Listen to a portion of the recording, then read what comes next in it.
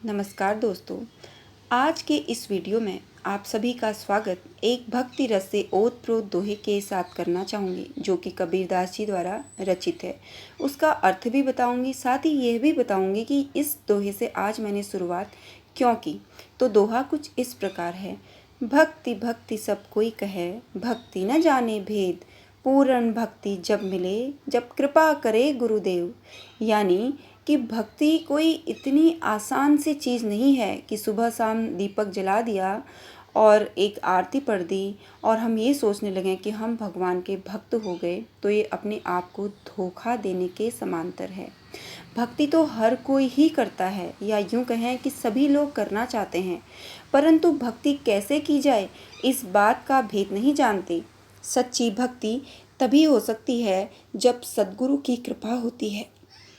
भक्ति को इतनी सरल और सुंदर शब्दों में मात्र कबीरदास जी जैसा कोई बिरला भक्त ही पिरो सकता है। अब जब बात भक्ति की हो ही रही है, तो आइए जानते हैं एक ऐसे बाल भक्त के बारे में जो समस्त भक्त मंडली के लिए प्रेरणा का स्रोत है, और उसी कारण मैंने आज की शुरुआत एक भक्तिपूर्ण दोहे से भी की थी। और मैं बात कर रही हूँ भक्त प्रहलाद के विषय में। जी हाँ दोस्तों, राक्षस कुल में जन्म लेने के बाद भी हरि भक्ति के कीर्तिमान जिन्होंने गढ़े, वह सामान्य जनों के लिए शायद असंभव है। पुराणों में वर्णित कथा के अनुसार कयाधु ने हिरण्यकश्यप से चतुरतापूर्वक 108 बार नारायण नाम कहलवा दिया था, जिसके प्रभाव से ही कयाधु के गर्भ से विष्णु के परम भक्त प्रहलाद का जन्म हुआ। हिरण्याक्ष की मृत्यु के पश्चात हिरण्यकश्यप अमरता का वरदान प्राप्त करने की इच्छा से तपस्या में लीन हो गया। अवसर का लाभ उठाते हुए देवताओं ने दैत्य नगरी पर आक्रमण कर दिया और दैत्यों को मार भगाया। मात्र कयाधु ही शेष रह गई। देवराज इंद्र ने उसे भी बंदी बना लिया और स्वर्ग ले जाने लगा।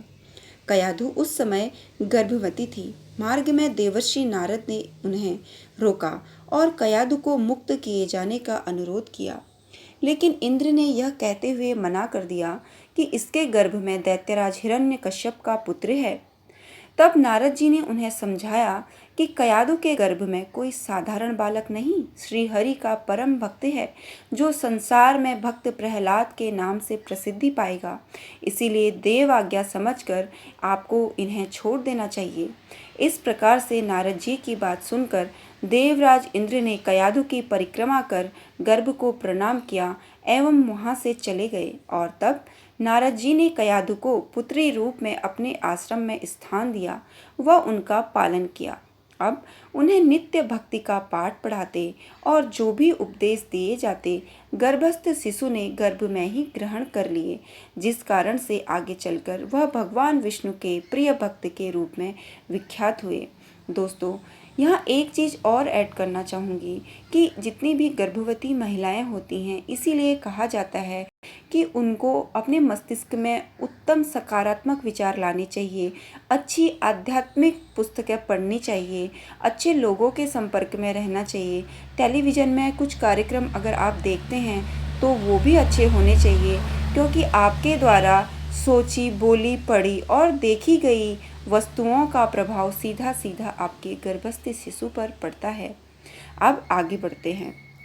नारद जी के संरक्षण में ही कयाधु ने उस अद्भुत बालक को जन्म दिया और प्रथम गुरु के रूप में उसे दैवीय शिक्षा भी प्रदान की। वरदान पाकर जब हिरण्यकश्यप लौटा तो पुनः उसने सभी देवताओं को जीत लिया एवं उनके पद का स्वयं भोग करने लगा। भगवान से शत्रुता के चलते ऋषियों को कष्ट देने लगा और यज्ञ इत्यादि भी बंद करा दिए, और मात्र 5 वर्ष की अल्पायु में ही प्रहलाद को गुरुपुत्र षंड तथा अमर्क के पास शिक्षा ग्रहण करने भेज दिया। परंतु भगवान विष्णु के परम भक्त स्वयं नारद जी ने जिसे भक्ति की शिक्षा दी हो, उसे कोई और कुछ कहाँ सिखा सकता है।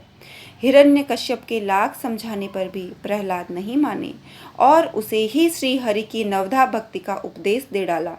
क्रोध में लाल पीले होकर हिरण्यकश्यप ने उन नन्हे से बालक प्रहलाद को धक्का देकर भूमि पर पटक दिया और शत्रुभाव से भरे हुए अहंकारी हिरण्यकश्यप अपने ही नन्हे बालक प्रहलाद को मृत्युदंड देने का आदेश दे गए। उसके पश्चात प्रहलाद के साथ कितने कुकृत्य और अत्याचार किए गए, यह हम सभी को पता है। कभी विष दिया गया, कभी हाथियों के पैरों तले कुचलने का प्रयास किया गया, कभी पहाड़ी से गिराया गया, कभी अग्नि में जलाया गया, परंतु हर बार भगवान श्री हरि ने अपने नन्हे से परम भक्त प्रहलाद की स्वयं आकर के रक्षा की। दोस्तों, उसके पश्चात ही भगवान विष्णु ने अपने भक्त की रक्षा और इस समस्त पृथ्वी और ब्रह्मांड को एक आताताई राक्षस असुर से बचाने के लिए नरसिंह अवतार लिया और हिरण्यकश्यप को देहरी पर अपने नाखूनों से फाड़ करके मृत्यु के घाट उतार दिया। अगर आपको नरसिंह अवतार और हिरण्यकश्यप की मृत्यु के संबंध में डिटेल में जानना है तो मैंने एक सेपरेट वीडियो बनाया हुआ है, जिसका लिंक मैं आपको डिस्क्रिप्शन बॉक्स में दे दूँगी। अगर आप चाहें तो उस पूरे वीडियो को भी देख सकते हैं। साथ ही दोस्तों, मुझे उम्मीद है कि आज का ये वीडियो आपको ज़रूर पसंद आया होगा। अगर पसंद आया तो मेरे इस चैनल को शेयर एंड सब्सक्राइब करना ना भूलिए। सभी कार्यों को करते हुए जीवन में अध्यात्म की भी बहुत आवश्यकता है। एक अच्छा और सकारात्मक जीवन जीने के लिए इसी उद्देश्य को लेकर के मैं आध्यात्मिक विषयों पर वीडियोस बनाती हूँ। कोशिश करती हूँ कि आप लोगों को कुछ ज्ञान अर्जित हो सके और उम्मीद भी करती हूँ कि आप लोगों को पसंद आए। तो इन्हीं विचारों के साथ आज बस